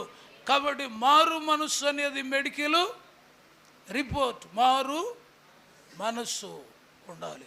బాప్తిసం అనేది పాస్పోర్టు, మారు మనస్సు అనేది మెడికల్. ఈ రెండింటి ద్వారా అక్కడ ప్లేస్ కన్ఫర్మ్ చేసుకోవాలి. మనం ఒకవేళ మన వాళ్ళు ఎవరన్నా ఉంటే వీసా విదేశాల్లో ఉంటే వచ్చే జూన్లో పంపించేస్తాను 1వ తారీఖు అంటారు, కానీ ఈయన పంపించే వీసా ఉంది చూడు, నరులారా తిరిగి రండి అంటాడు. దీనికి టయాలే ఉండవు. దేవుడికి స్తోత్రాలు. ఇది వచ్చేటరికి మనం ఎలా ఉండాలి? అన్నీ రెడీ చేసుకొని ఉండాలి. ఇక ఫైనల్గా ఇవన్నీ ఉన్నప్పటికీ లాస్ట్ విదేశాలకి వెళ్ళాల్సేటప్పుడు ఫ్లైట్ ఎక్కాలి. ఏమెక్కాలి? ఫ్లైట్ ఎక్కాలి. మనకి బాప్తిసం ఉంది, మారు మనసు ఉంది, ఈ ఫ్లైట్ ఎక్కాలి అని అంటే విదేశాలు వెళ్ళడానికి మేఘం ఎక్కుతారా? విదేశాలు అంటే పరలోకం వెళ్ళేవాడు మేఘం ఎక్కాలి, విదేశాలు వెళ్ళేవాడు ఫ్లైటు ఎక్కాలి. పరలోకం వెళ్ళడానికి ఏం ఎక్కాలి? విమానం వెళ్తుంది అక్కడికే? వెళ్ళదు, మేఘం పంపిస్తాడు, అందులో ఎక్కాలి. అందులో ఎక్కాలంటే ఎయిర్పోర్ట్లో ఏం చూపించాలి? బాప్తీసం, మారు మనసు, ప్లేస్ కన్ఫర్మ్ అయింది. మేఘం ఎక్కాలంటే రిజర్వేషన్ కావాలి. ఆ రిజర్వేషన్ పేరేంటంటే ఎవడైనా క్రీస్తు ఆత్మ లేనివాడైతే వాడు దేవుని అభిషేకాన్ని పొందుకోవాలి మనం. అప్పుడే మేఘంలో మనల్ని ఎక్కిస్తారు. ఇప్పుడు మిమ్మల్ని అడిగి ముగించేస్తాను. మీకు ఎంతమందికి పాస్పోర్ట్లు ఉన్నాయి? బాప్తీసాలు కొయిటేలే కాదు, బాప్తీసాలు మంచిది. ఇంకా లేట్ చేయకండి. లేకపోతే పొద్దున్నే పాస్పోర్ట్లు చేయించుకోండి, మీ పాస్టర్ గారితో చేయించుకోండి. ఒకసారి ఎంతమంది తీసుకున్నారు చేయొద్దండి. మంచిది, అలా ఉంచండి. మరి మెడికల్ బాగుందా? మారు మనసు ఇప్పుడు దిగిపోతాయి కొన్ని, కాబట్టి మెడికల్ కూడా ఎలా ఉండాలి? అది కూడా మంచిగా ఉండాలి.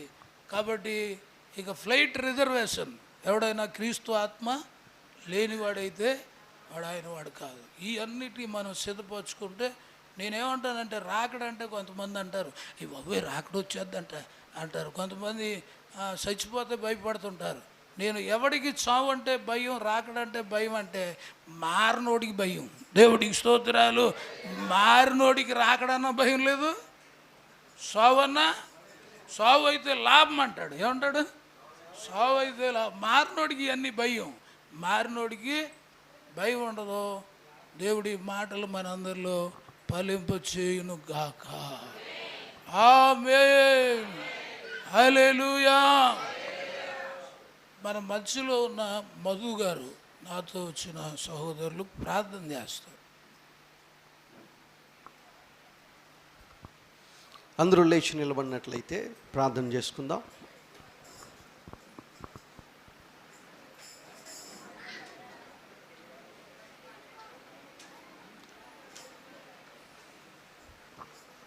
అమ్మ, ఆ పక్కన వాళ్ళు లేకలేకపోతున్నారు, కొంచెం చెయ్యి ఉండమ్మా.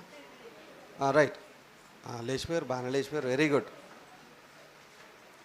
అదే అయిపోయింది వెళ్ళిపోండి అంటే పారిపోతారు అదనకంటే ముందు. రైట్, 2 చేతులు పైకి ఎత్తండి. ఇరుసుకోండి తాసది, బాగానే ఉంది. 2 చేతులు పైకి ఎత్తి గట్టిగా దేవునికి స్తోత్రం చెప్దాం. హల్లెలూయా, హల్లెలూయా, హల్లెలూయా, హల్లెలూయా. ఈరోజు వాక్యం దేవుడు నాతో మాట్లాడాడు అన్నవాళ్ళు మీ కుడి చేతులు చూపించండి. దేవుడు మిమ్మల్ని దీవించునుగాక. ఒక్కసారి మీ మెడికల్ ఎలాగుంది? వీసా కన్ఫర్మ్ అవుతుందా? టికెట్ రిజర్వేషన్ కన్ఫర్మ్ అవుతుందా? ఈ కానీ లేకపోతే మనం ఎన్ని ప్రార్థనలు చేసినా, ఎంత ఉపవాసం ఉన్నా, ఆన్లైన్ ప్రార్థనలో ఉన్నా, ఏమంటే పాస్టర్ గారు వెనకాల ఉన్నా ఉపయోగం ఏమి? ఈరోజు దేవుడు మీరు పరలోక రాజ్యం వెళ్ళే మంచి మాటలు చెప్పాడు. ఆ మాటలు నిజంగా దేవుడు నాతో మాట్లాడాడంటే ఒక్కసారి కళ్ళు మూసుకొని, ప్రభా నువ్వు నాతో మాట్లాడు, నీకు వందనాలయ్యా, నీ మాట చొప్పున నన్ను నేను మార్చుకుంటాను, నేను మలుచుకుంటాను అని ఒక్కసారి దేవునితో చెప్తావా? మనస్ఫూర్తిగా దేవుడు నీతో మాట్లాడాడు అంటే చెప్పు చాలు. దేవుడు నువ్వు నాతో మాట్లాడాడు అంటే, ఈరోజు నీ దైవదాసుడు ఎంతో ప్రయాసపడి ఏర్పాటు చేసిన ఈ సభలో దేని కొరకో తెలుసా? రేపొద్దన్న పరలోక రాజ్యములో నువ్వు కన్ఫర్మేషన్ చేసుకోవడానికి, నీ రిజర్వేషన్ కన్ఫర్మ్ చేసుకోవడానికి, వీసా కన్ఫర్మ్ చేసుకోవడానికి, ఇంకా నా బిడ్డకి ఏమాత్రం కూడా డోకలేదు, డైరెక్ట్గా నా పరలోక రాజ్యములో రిజిస్ట్రేషన్ అయిపోయింది నా బిడ్డకి అని నువ్వు ఒక కన్ఫర్మేషన్ తీసుకునే ఒక అవకాశాన్ని దేవుడు నీకు ఇచ్చాడు.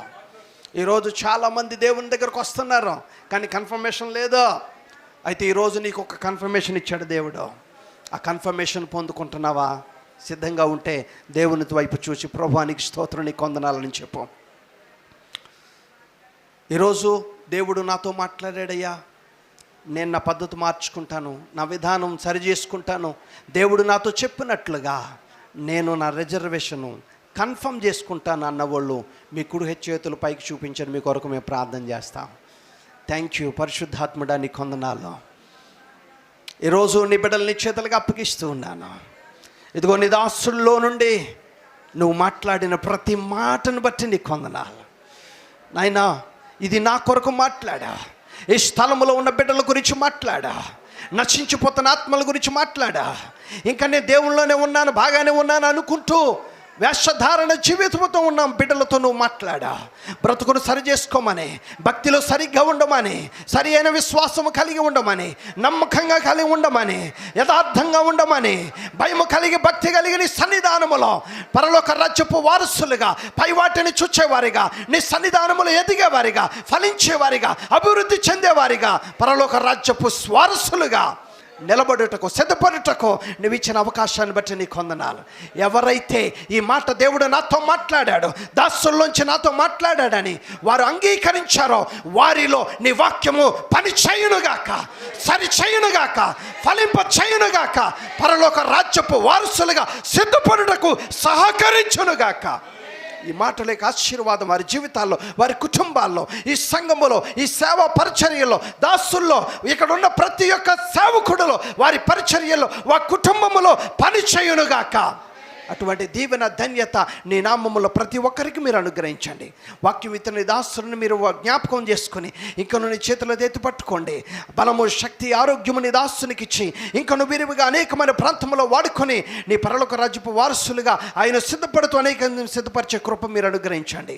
మా అడుగులు ఈ స్థలంలో నిలబడి నీ దాసుడు విత్తిన వాక్యము నీ దాసుడికి, సంఘానికి ఆశీర్వాదకరంగా ఉంచి, మాకును దీవెనగా ఉంచి నీ నామాన్ని మహిమపరచుకోమని, నీ చిత్తమైతే రాకడ ఆలస్యమైతే మరొకసారి మేము కలిసి నీ నామాన్ని మహిమపరిచే కృప మాకిమ్మని మమ్మలను మీ చేతులకు అప్పగించుకొనుచు యేసు క్రీస్తు పరిశుద్ధ నామమున అడిగి వేడుకొనుచు పొందుకొనుచున్నాము తండ్రి, ఆమేన్.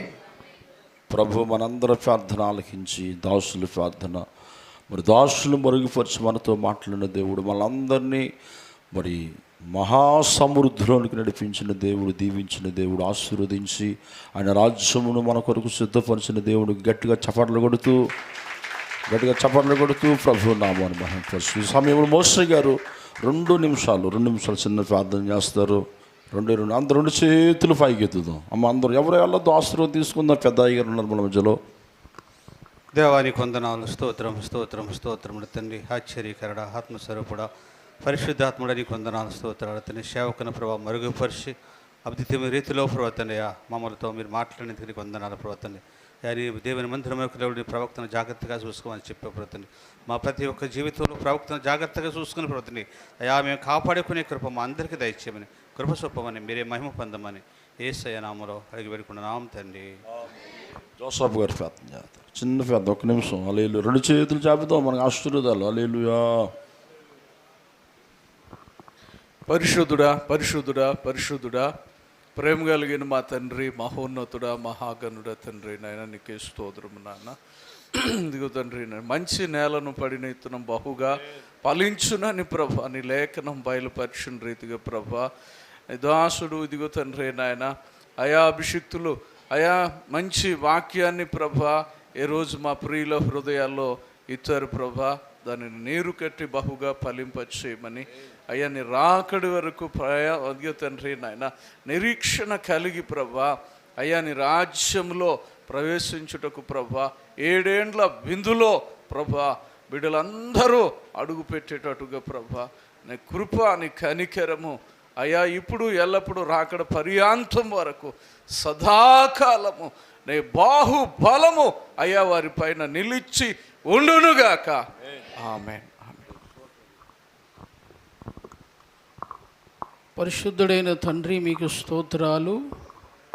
కృపగల దేవా, మరి నా తండ్రి నాయన అయా నీ సేవకుడు ప్రభా మరి జోసఫ్ గారిని బట్టి, డేట్ 4 గారిని బట్టి నువ్వు వచ్చినంటే ప్రభా నాయన సంఘాన్ని బట్టి 2 సమయాలు 7 మొదటి వచనంలో ప్రభా అయా నాయన నీ సేవకులు సంఘము నెమ్మదిగా ప్రభా ఉండినట్లుగా మీరు ఆశీర్వదించండి నాయన. నిత్యము ప్రభా బ్రతుకు దినమంతయు నాయన నీ సన్నిధికి చేరే వరకు కూడా ప్రభా మేమందరూ కూడా నెమ్మదిగా బ్రతికి నేను సంతోషముగా నేను ఆరాధించేవారుగా మీరు దీవించి ఆశీర్వదించమని నజరేయున యేసు క్రీస్తు అతి కార్యమైన నామములో ప్రార్థిస్తున్నాము తండ్రి, ఆమేన్.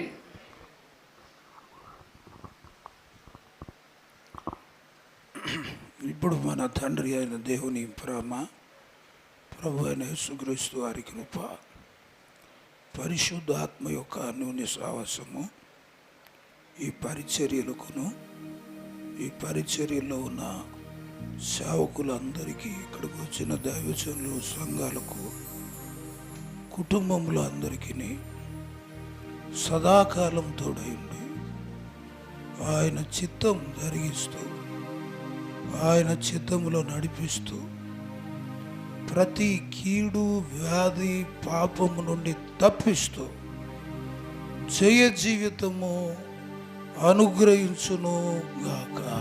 ఆమేన్. ఇప్పుడు మన తండ్రి అయిన దేవుని ప్రేమ, ప్రభువైన యేసుక్రీస్తు వారి కృప, పరిశుద్ధాత్మ అన్యోన్య సహవాసం మరొకసారి మనందరికీ తోడై ఉండి ఆయన చిత్తం జరిగించును గాక. ఆమేన్. హల్లెలూయా.